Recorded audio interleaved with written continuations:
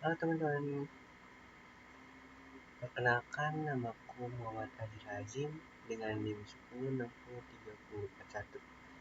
Di sini aku dari TRPL 1A ingin menjelaskan apa sih itu logika Fuji, konsep awal dan gambaran tentang apa logika Fuji beserta dengan contoh kasus yang akan kita bahas nanti. Oke teman-teman, pertama di sini kita bahas dulu apa sih logika Fuji itu. Singkatnya, logika Fuji itu adalah suatu turunan dari logika Boolean itu sendiri. Seperti kita tahu ya teman-teman, logika Boolean itu adalah suatu logika yang menyatakan segala sesuatu dapat direpresentasikan dengan nilai biner 0 atau 1, atau bisa dibilang benar dan salah. Tidak ada nilai di antara notasi antara benar dan salah itu. Sedangkan dalam logika Fuji ini, itu adalah hal yang bisa memungkinkan suatu nilai keanggotaan antara nilai 0 dan 1 itu. Jadi teman-teman, jika logika Boolean adalah suatu kepastian antara benar dan salah, maka di logika Fuji ini diajarkan untuk bagaimana kita bisa memasukkan nilai baru di antara 0 dan 1 itu. Seperti kayak mungkin ada agak sedikit lumayan sangat dalam bentuk bahasanya. Ada contohnya nih seperti, nah bisa dilihat dari sebuah gambar, kalau misalkan logika Boolean itu dia hanya menyatakan hitam dan putih. Sedangkan dalam logika Fuji itu tidak hanya hitam dan putih, tapi ada warna abu-abu yang bisa direpresentatifkan seperti antara 0 dan 1. Jadi gitu teman-teman. Logika Fuji adalah suatu turunan dari logika Boolean itu sendiri. Oke, selanjutnya kita bahas apa itu fujifikasi dan defujifikasi. Pertama itu fujifikasi. Fujifikasi adalah bentuk mengubah nilai input menjadi derajat keanggotaan. Misalkan sebagai contoh, user ingin memasukkan sebuah nilai dalam berbentuk entah itu suhu misalkan derajat. Nah, fujifikasi ini adalah suatu proses untuk mengubah nilai derajat itu menjadi suatu nilai keanggotaan. Nah, nilai keanggotaannya ini teman-teman antara 0 sampai 1. Sehingga jadinya, sebagai contoh kita mempunyai inputan 36 derajat. Lalu kita akan menfujifikasi data itu menjadi sebuah derajat keanggotaan. Menjadi misalnya 0,35. Nah, itu adalah sebuah fujifikasi. Lalu, defujifikasi adalah kebalikan dari fujifikasi itu sendiri, yaitu dari nilai keanggotaan tadi, kita mengubahnya menjadi suatu nilai yang nyata. Contohnya, misalkan nilai defujifikasinya itu 0,75. Nah, setelah itu kita defujifikasikan menjadi nilai nyata, yaitu menjadi misalnya 65% dari nilai awal yang 0,75, lalu kita defujifikasi menjadi 60%. Jadi gitu. Singkatnya, fujifikasi itu adalah cara mengubah suatu nilai nyata menjadi nilai derajat keanggotaan yang akan kita hitung dan akan diproses oleh komputer, oleh logika Fuji itu sendiri. Dan defujifikasi adalah suatu mengubah nilai derajat keanggotaan menjadi suatu nilai nyata. Oke, kita selanjutnya ke contoh kasus. Kita di sini ada contoh kasus. Contoh kasus yang aku ambil di sini, kita akan mengambil contoh kasus logika Fuji untuk menentukan suhu otomatis suatu ruangan. Di sini kita tentukan dulu variabel yang akan kita masukkan ke dalam suhu ruangan itu. Di sini kita akan memasukkan himpunan, yaitu suhu ruangan itu sendiri, satu variabel dengan ada 3 di dalamnya, yaitu dingin itu sekitar 10 derajat kurang itu dingin sampai 30 derajat, lalu normal 11 sampai 49, dan panas 30 hingga 50 derajat. Dari ketiga data ini, lalu kita akan membuat suatu diagram, teman-teman, yang akan menjadi seperti ini. Nah, bisa dilihat di sini, ini diagram ini sesuai dengan data yang tadi. Dingin itu dia 10 derajat sampai 30 derajat, yang berwarna merah, teman-teman, ya. Sedangkan yang normal 11 hingga 49 derajat, yang hijau. Lalu terakhir itu yang panas, ada 30 hingga 50 derajat. Nah, dari suatu data ini bisa kita ke dalam bentuk diagram akan menjadi seperti ini. Lalu di sini juga kita ada proses output, yaitu ketika kecepatan kipasnya 0,40%, berarti itu kecepatan kipasnya bisa dikatakan lambat.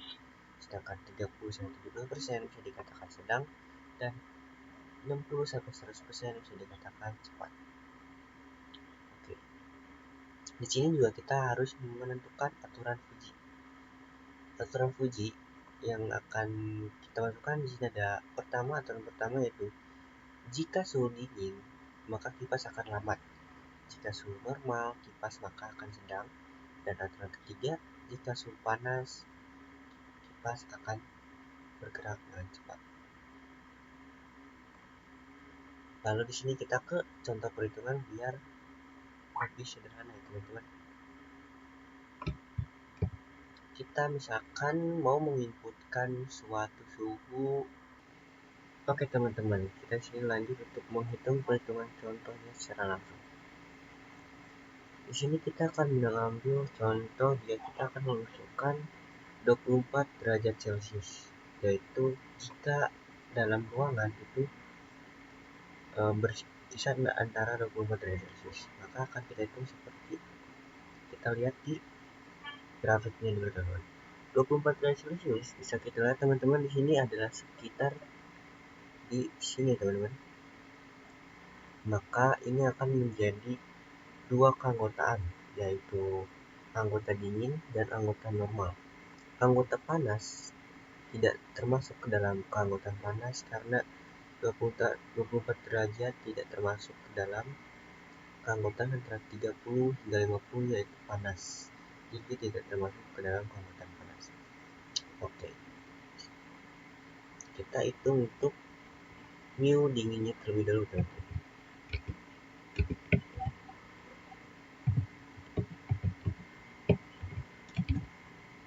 Untuk menghitung kita bisa mengurangi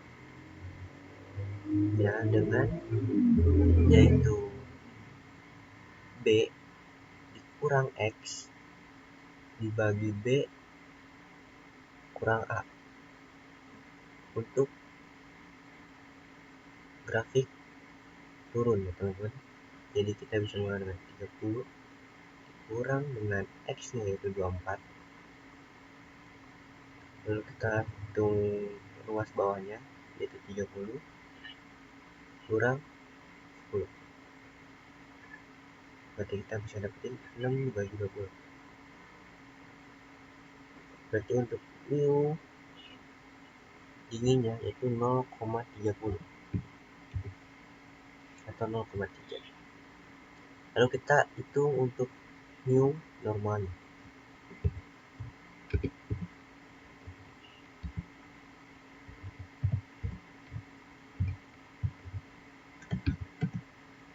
Untuk mu normalnya kita sama, yaitu X kurang A lalu B kurang A, maka akan yaitu titik puncak kurang dengan awalnya itu yaitu 11 ya, 11 lalu titik puncaknya 30. Berarti bisa kita hitung untuk X nya dulu itu 24 kurang 11. Lalu kita hitung ruas bawahnya yaitu titik puncak 30 kurang 11 untuk keseluruhannya.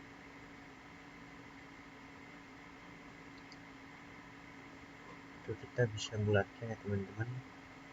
Jadi kita ambil dua angka di belakang koma, berarti 0,68.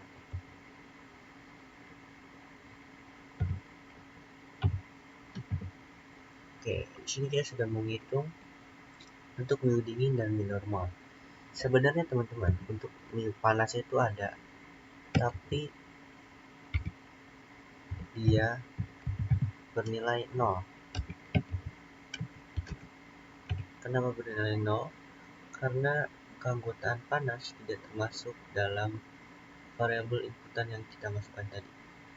Oleh karena itu, minggu panasnya itu bernilai 0. Setelah itu lalu kita masuk ke aturan batch rule, di mana jika suhu dingin maka kipas lambat dan jika suhu normal maka kipas sedang. Maka rule 1 dan rule 2 akan kita substitusikan. Untuk rule 3 tidak bisa kita masukkan karena suhu panas tidak termasuk ke dalam keanggotaan. Suhu panas keanggotaannya itu 0. Lalu kita beralih ke outputnya. Kita di sini output lambat itu 0-40 dan output sedang 30-70. Untuk cara menghitungnya kita gunakan average ya teman-teman, atau rata.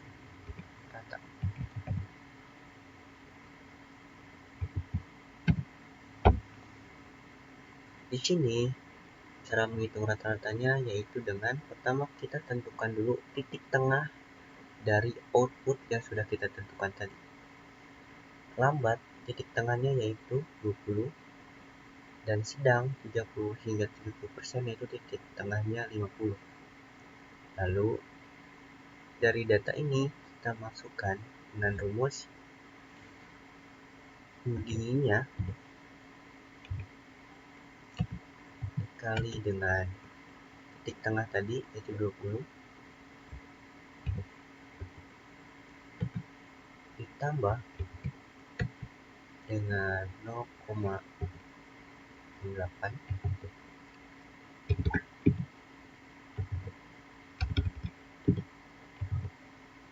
lalu dikali dengan titik tengah sedang itu 50 sesuai dengan aturan rule tadi. Dan sebenarnya teman-teman ini cepat ini kita harus hitung juga, yaitu 0 kali 90. Tapi karena 0 kali 90 akan menghasilkan angka 0, jadi tidak usah dihitung saja teman-teman. Kita langsung ke pembagian, yaitu 0,3 tambah 0,4.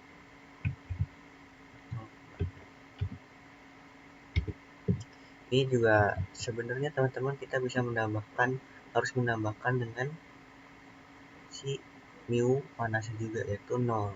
Tapi karena tidak akan mempengaruhi apa-apa, maka kita hanya menambahkan dua keanggotaan saja. Karena keanggotaan panas tidak berpengaruh apa-apa karena bernilai 0. Jadi langsung kita hitung saja teman-teman. Oke teman-teman, setelah dihitung tadi yaitu 0,3 dikali 20 dan ditambahkan 0,68 kali 50 yaitu 40 dibagi dengan 0,3 tambah 0,68 yaitu 0,98 dengan hasilnya 40 dibagi 0,98 yaitu hasilnya 40,816 sekian. Kita bisa bulatkan menjadi 40 saja. Lalu ini sudah menjadi nilai dehumidifikasinya yaitu 40%. Maka dengan itu kipas yang akan dinyalakan itu kecepatannya 40%. Yang bisa dibilang kecepatan kipas itu yaitu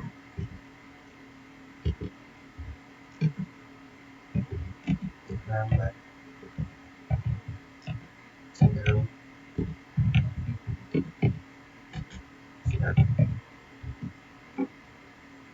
Jadi dengan suhu 24 derajat di sekitar ruangan, maka output kecepatan kipas secara otomatis dengan menggunakan logika Fuji akan menghasilkan output 40%. Jadi gitu teman-teman untuk suatu contoh perhitungan kasus sederhana dari suatu suhu ruangan yang bisa dipakai untuk logika Fuji otomatis. Oke, dari kesimpulan yang di atas, sistem pengaturan suhu otomatis dapat disimpulkan bahwa logika Fuji mampu membuat keputusan yang lebih fleksibel dibandingkan logika biner. Sistem tidak hanya mengenai suhu sebagai dingin, normal atau panas, tapi juga bisa mengambil tingkat kedekatan suhu terhadap setiap kategori. Dengan menggunakan kemampuan ini, sistem dapat menghasilkan output yang lebih halus dan realistis, seperti mengatur kecepatan kipas tidak hanya on-off, tetapi dapat perlahan meningkat atau menurun sesuai kebutuhan. Di sini juga ada manfaat dari contoh kasus yang kita bahas tadi. Manfaat pertama dari logika Fuji pada kasus ini adalah mengambil keputusan lebih halus. Tentunya kita bisa lihat dari pengambilan keputusan tadi tidak hanya mengambil 0 dan 1, tapi lebih halus dan lebih fleksibel. Lalu meningkatkan kenyamanan ruangan sehingga bisa lebih terstruktur. Lalu ada efisiensi energi, adaptif terhadap perubahan lingkungan, dan terakhir mudah diimplementasikan. Nah teman-teman, untuk implikasi praktisnya yaitu suhu ruangan ini bisa diimplikasikan dalam bentuk sistem pendinginan pemanas otomatis, bisa berbentuk AC, kipas, heater, dan termostat modern yang bisa menggunakan logika Fuji ini untuk menjaga suhu agar tetap stabil. Lalu ada implikasi dalam smart home atau IoT, yaitu rumah pintar otomatis yang mengatur suhu sesuai kebutuhan penghuni tanpa pengaturan manual. Jadi gitu teman-teman, sekian dari pemaparan aku. Mungkin segitu saja dari beberapa konsep dasar yang bisa aku jelasin, dan setelah kita hitung bareng-bareng dari contoh kasus sederhana tadi. Terima kasih.